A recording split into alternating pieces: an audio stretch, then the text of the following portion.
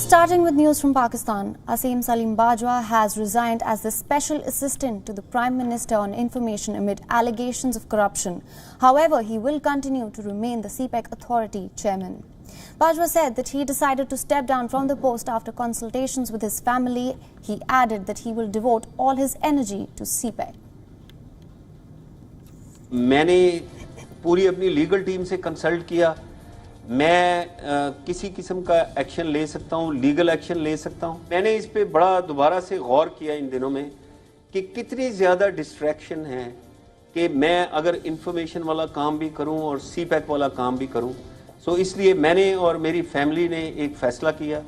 हमने ये सोचा कि मैं प्राइम मिनिस्टर साहब से गुजारिश करूँगा और मैंने डिसाइड किया to resign from the post of SAPM information और मैं अपने आप को फोकस करूंगा on the main work which is heading CPEC authority. This comes after Bajwa, who is a retired Lieutenant General, denied corruption allegations, saying that he or his family have done nothing wrong. Questions have been raised on Bajwa's shady financial dealings after the publication of the investigative report by Pakistani journalist Ahmed Noorani. The report revealed that Bajwa's family is in possession of illegal assets worth millions in Pakistan and abroad. The report claims that Bajwa's brother, wife and 2 sons own a business empire which has set up 99 companies in 4 countries, including a pizza franchise with 133 restaurants worth an estimated $40 million. The growth of Bajwa's empire is said to have gone unchecked by various Pakistani regimes, including the present one being led by Prime Minister Imran Khan. The corruption scandal comes as a major setback to Khan's government, which has been trying to attract foreign investments to the cash-strapped country.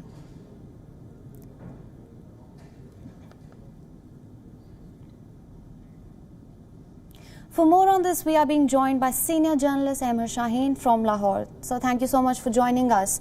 My first question to you is, going forward, how do you think this move is going to pan out for Lieutenant General Bajwa?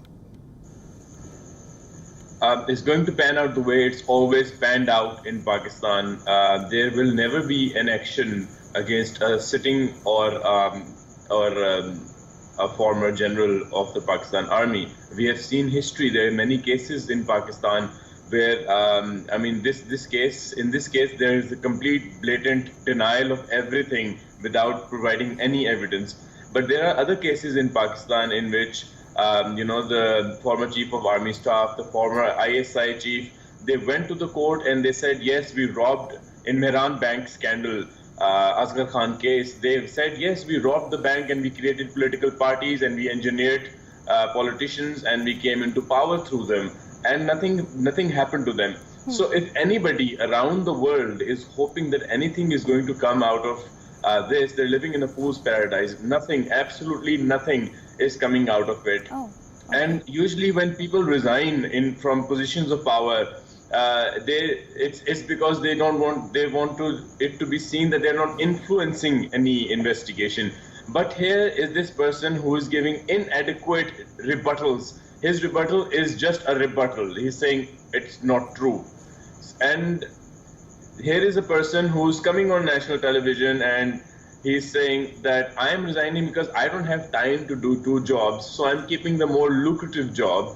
And the other job, which is special assistant to the prime minister on, where he has to come on media, he's left that job so that he doesn't have to regularly appear on media and answer questions. So it's a very convenient, he has taken the sweet job and the other job which had him more exposed to media, he's left that. It is not to allow a fair investigation. It is just to provide him sanctuary away from media, away from questions. But even the media itself, the media was not reporting on this at all. The first reports on media were the rebuttals. And people were thinking, what is this rebuttal about? Because they had never seen the original report, which was being rebutted in the first place. Okay. I'm actually going to come to that in a bit, but I want to ask you, has also held a position of Chairman of China-Pakistan Economic Corridor as well. Now, how does this move impact his role in general in the government? His role in the government, the military establishment was already controlling the media through Asim Bajwa. as he was the head of the ISPR. The ISPR controls media through threats, and it also controls media through basically giving advertisement, because Pakistan is one of the very few countries in which the military establishment owns so many businesses directly and indirectly that media is really dependent on them in order to get advertisement. So even before he became the de facto Minister of Information, he was already controlling the media. And they also realized that they don't need to have these portfolios in order to control the media. In terms of media, he has shut down directly and indirectly once again. He has shut down newspapers, television channels. He has arrested the most prominent people in the Pakistan's media industry. So that is his job, and he will continue to do his job. It's just, it became inconvenient to have an official portfolio to gag the media. So he is going to do it unofficially, which has been the case in Pakistan's history, and it's always going to continue being like that. So I don't think there's any change.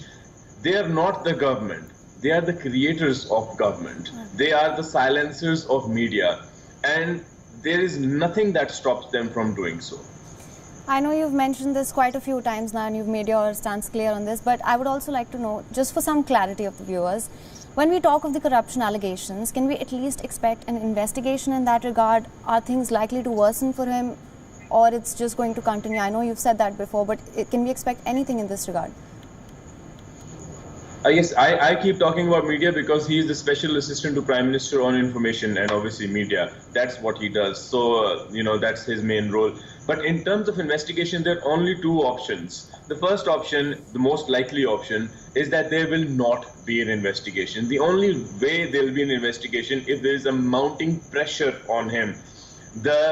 In yesterday's television interview, in which he announced all these great things, even that television interview, there was this huge gap, a huge break they took, and he cut off the line, and then probably the interview was rebriefed about what he can ask and what he can't ask. So that is why. And in terms of the investigation, there will not be an investigation unless there is pressure. And if there is a huge amount of pressure, then there'll be a little slap on the wrist investigation. But I sincerely doubt that there is, in the current scenario where the media is completely gagged, and the opposition is trying to make a deal because the opposition is under arrest as well.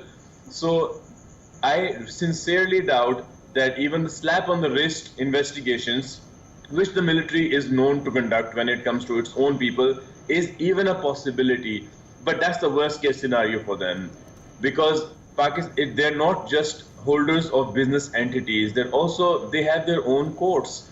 Pakistan has military courts. So the worst case scenario is that he will be judged by his peer, and in the name of national interest, which is what happened to me when there was an abduction attempt on me, that in the name of national interest, nothing is revealed and no punishment is given out. And it is the executioner, the judge, the jury, the lawyers, everybody belongs to them. And obviously reporters and journalists and civilians are not allowed in such hearings. So the slap on the wrist is impossible, but the worst case scenario for Asim Bajwa is that there will be an internal inquiry. The courts are theirs, the investigation agencies are there, the retired generals sitting in the power corridors in Pakistan's government. So there is absolutely nothing that can stop Asim Bajwa from being the powerful man. And Asim Bajwa is just a symptom of the military establishment's role in multi-billion-dollar business. Bajwa is a public figure. That's why these reports came out and they made a difference. Otherwise, it's a very normal thing to have hundreds of acres of land given to army generals and nobody can question. And if you look at their lifestyles, they live like princes and kings. And this is a country where people are starving and people do not have job opportunities. And these people are the de facto rulers. They create rulers. They created Nawaz Sharif, and then they uncreated him and they created Imran Khan. And this thing is going to continue. And there's absolutely nothing one can do against them. All right. Well, thank you so much for those inputs. You have some very interesting insight there. And thank you so much for your perspective.